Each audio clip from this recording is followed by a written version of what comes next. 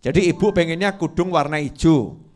Suami ngasih kudung warna merah, biru, hitam, ya, pink, krem, semua dikasih kecuali yang hijau. Apa kata sang istri? Kamu memang tidak pernah perhatian sama aku. Kamu pria yang tidak pernah berbuat baik kepadaku. Kamu tidak pernah mau belikan kudung untuk aku. Lah sak lemari ki kudunge sopo? Ini wanita model begini ada, ini ada nih, ada. Mudah-mudahan orangnya hadir, saudara-saudara. Ada. Resikonya penyakit ini apa? Takfurnal ashir. Kamu tidak bisa mengucapkan terima kasih kepada suami yang berbuat baik kepadamu. Resikonya sabda Nabi Muhammad SAW, kebanyakan penghuni neraka itu wanita adalah karena punya penyakit tidak bisa terima kasih pada suami. Ngeri, itu contohnya ya. Tidak bisa terima kasih pada suami. Kemudian penyakit apa lagi? Iri. Penyakit iri ini kita mungkin pernah kena atau lagi ngidap. Ya, mengidap penyakit iri. Begitu kena penyakit iri, Masya Allah, hidupnya dunia gak mungkin bisa bahagia, apalagi akhirat. Karena orang iri itu gak pernah bisa melihat yang dia punya, selalu lihat punyanya orang lain terus. Contoh, punya suami ganteng, kok lihat Habib Novel lebih ganteng. Masya Allah. Ya, terus iri, ya iri, ya kan? Iri sama suaminya orang lain ya, sehingga istrinya itu dielek-elek terus. Perempuan kok kayak gitu, perempuan kok kayak gitu. Orang kalau udah iri mengerikan, dia akan mencacat, akan mencela orang yang dia iri. Betul. Mobil contoh, lah kebetulan ibu-ibu punya mobil harganya 50 juta. Lah kok tetangga ibu punya mobil harganya 500 juta. Ibu iri. Aku kok gak iso duwe sing kaya ngono. Saya kok gak bisa punya yang seperti itu. Yang muncul apa? Itu hasil korupsi itu. Warungnya pakai pesugihan itu. Itu orangnya pakai susuk itu. Oh, mungkin dia itu pelakor itu. Makanya bisa beli mobil seperti itu. Masya Allah. A sampai Z, mulutnya ngeluarkan hal-hal yang naudzubillah min dzalik. Itu kena penyakit iri. Di atasnya iri, lebih ngeri, dengki. Ya, dengki, ada hasad, ada hikid. Ya, ada hasad, ada hikid. Kalau hasad itu iri, hikid itu dengki. Dengki itu apa? Dengki itu di atasnya iri, lebih dari iri.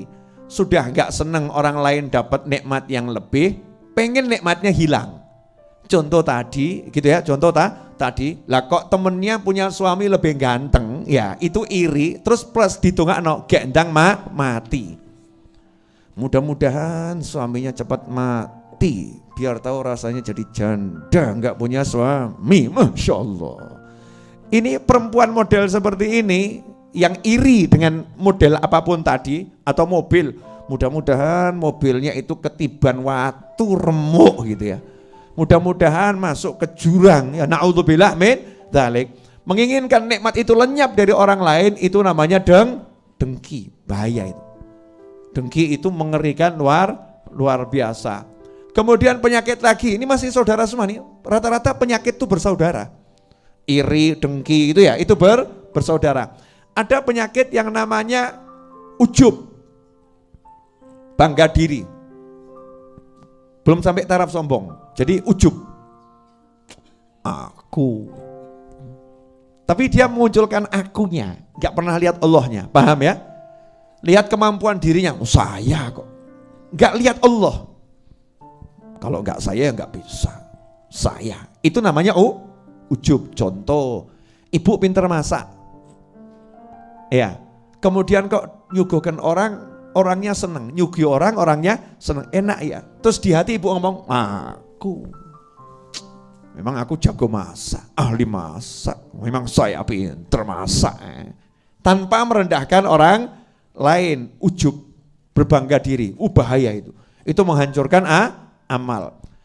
Yang lebih parah dari ujub, sombong. Sombong itu bangga diri plus menghina orang lain. Plus menghina orang lain. Masaknya enak, oh iya saya, kalau dia enggak enak. Oh dia itu masaknya wah enak.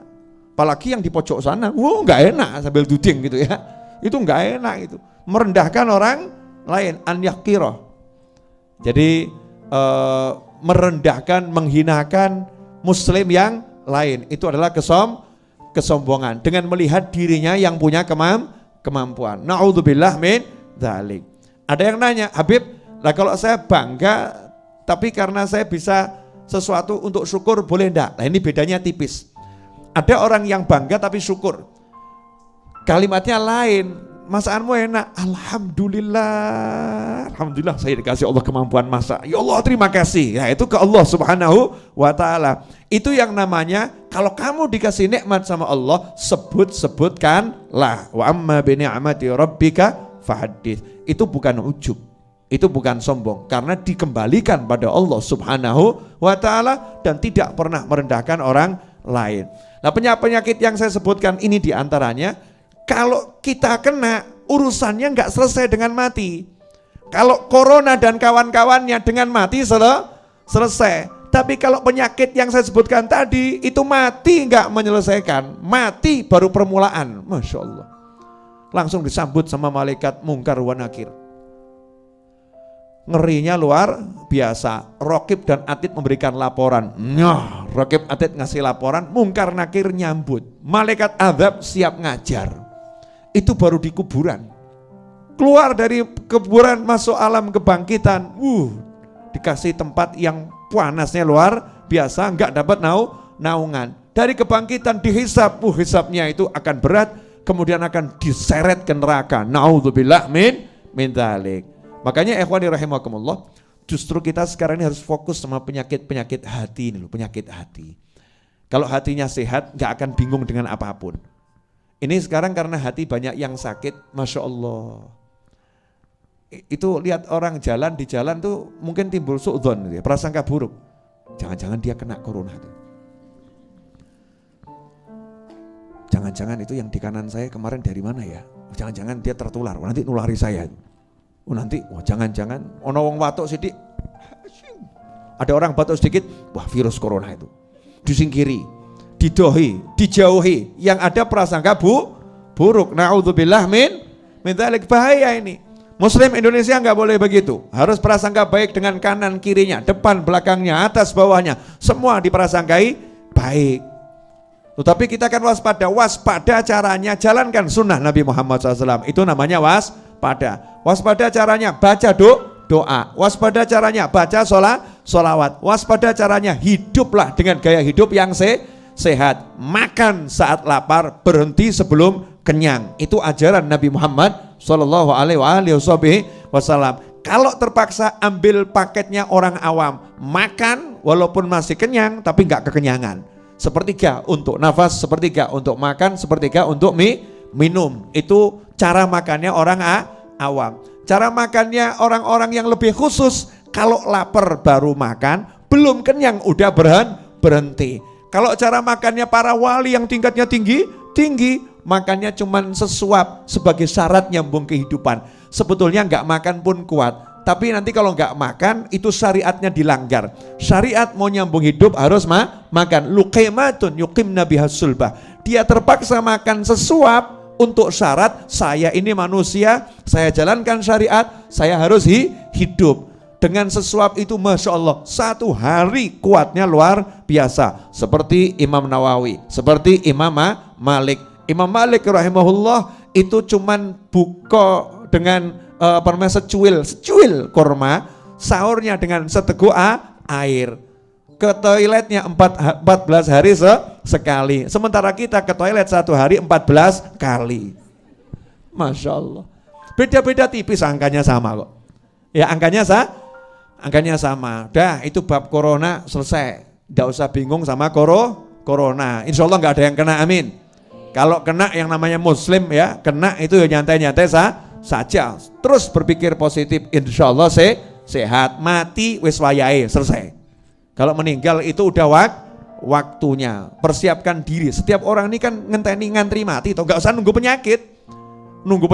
Mau mati kok nunggu penyakit? Emang penyakit yang buat mati? Kamu, saya, kita ini semua lagi ngantri untuk dicabut oleh malaikat Israel alaihissalam. Itulah bedanya Indonesia dengan negara lain. Kenapa? Karena bangsa ini punya Pancasila yang sila pertamanya ketuhanan yang Maha Esa. Artinya dasar hidupnya, pola hidupnya yang menjadi landasan hidupnya adalah Allah Subhanahu wa Ta'ala. Jelas semuanya? Apalagi muslimnya. Itu secara umum saja harus Tuhan yang diutamakan, apalagi muslimnya. Dah cukup. Sekarang mau cerita yang lain. Oleh-oleh umroh, boleh ya. Oleh-olehnya diantaranya saya itu kan punya orang yang WhatsApp saya itu kan macam-macam. Banyak, rupanya itu mulai dari, kalau di Indonesia nggak usah dibahas, saya kan di Indonesia kan cukup terkenal, nggak usah dibahas. Ya ini alhamdulillah, itu bukan sombong, bukan ujub, naudzubillah min dzalik. Namanya tahadutsan bene nikmah, syukur ya, mensyukuri nikmat. Landing di Madinah ya, masuk kota Madinah, Masya Allah, itu ketemu manusia yang ada ketemu tuh Habib Novel, minta foto. Habib Novel, minta foto. Habib Novel, minta foto. Ya, dimanapun itu ketemu Habib Novel, minta foto. Jadi saya senang, ternyata dulur kita banyaknya luar biasa. Artinya tayangan ini ditonton di mana-mana dan alhamdulillah memberikan manfaat. Di antaranya adalah yang selalu ikut donasi untuk Majelis Ar-Raudhah. Kadang donasinya itu kalau punya uang 100.000 ya 100.000, kalau punya uangnya itu 200.000 ya 200.000, kalau pas dia punya uang 10 juta yang ngasih 10 juta. Itu salah satu Habib ya, Habib Singapura sana, tinggal di Singapura. Marganya Al-Hasni, ini insya Allah nonton nih ya, marganya Al-Hasni. Setiap bantu saya selalu mengucapkan tetap senyum Habib, insya Allah ketemu. 2 tahun lebih itu WA-nya cuman begitu. Ya, laporan ikut andil entah berapa yang beliau punya, terus tetap senyum Habib, ya insya Allah ketemu. Nah subhanallah, waktu saya di Mekah, karena beliau ngitu YouTube saya, Habib lagi di Mekah, kebetulan WA-nya nggak saya buka, karena ada banyak WA yang masuk. Pas saya selo tuh luang ya, waktu luang ngomong Jawa yang ini ya, mau ngomong Indonesia agak harus inget-inget dulu gitu ya. Pas saya selo luang waktu, saya lihat WA, saya lihat cek, loh ini kok ada Habibnya WA saya, anak muda itu. Tapi saya nggak tahu kalau masih muda, dalam bayangan saya itu yang WA mungkin orang sudah lebih tua dari saya. Saya buka WA-nya, Habib di mana? Saya lagi di Mekah. Itu 2 hari yang lalu. Tak jawab, saya ada di hotel ini. Alhamdulillah beliau masih di Mekah. Dan hotelnya satu gedung sama saya, beda hotel. Akhirnya ketemu, ya akhirnya ketemu. Singkat cerita apa? Jadi orang yang yakin insya Allah ketemu, itu anehnya ketemunya nggak di Solo, ketemunya nggak di Singapura, ketemunya di Mekah. Ya ketemunya di Mekah, di Tanah Haram, di tempat yang mulianya luar biasa. Makanya kalau punya cita-cita tuh jangan ragu. Mosok iya iso toh, mana mungkin ya, apa betul nanti akan tercapai dan lain sebagainya. Itu yang pertama. Yang kedua, tawaf nih. Ini kadang tawaf kita ketemu manusia macam-macam. Salah satu yang macam-macam, ketika saya tawaf wada, di samping kanan saya tiba-tiba Habib Novel, Masya Allah. Nah lanjutannya ini yang apa namanya, saya iakan keliru, nggak diiakan juga keliru. Habib numpang selfie. Ya karena mungkin takut saya salah hilang gitu ya, cepret gitu, saya ya sakarepmu aku penting tawaf gitu ya. Dia mau motret terserah beliau cepret, saya langsung jalan. Itu di Mekah. Pasti Anda menunggu-tunggu satu hal yang nggak saya sampaikan, mesti batin, aku mudeng. Ya buat para YouTuber yang suka komen saya dan nanya, Habib ketemu Habib Rizik atau tidak? Jawabannya, namanya sampai Mekah kan sudah lama nggak pernah ketemu, ya pengen silaturahim. Alhamdulillah saya ikut ngaji sama Habib Rizik, ngaji, cari ilmu. Karena beliau tiap hari terima tamu, itu puluhan bahkan ratusan terima tamunya disambut dengan baik. Saya dapat ilmu banyak, ya dapat ilmu banyak. Alhamdulillah beliau seger buger, insya Allah semakin sehat, ya semakin afiyah.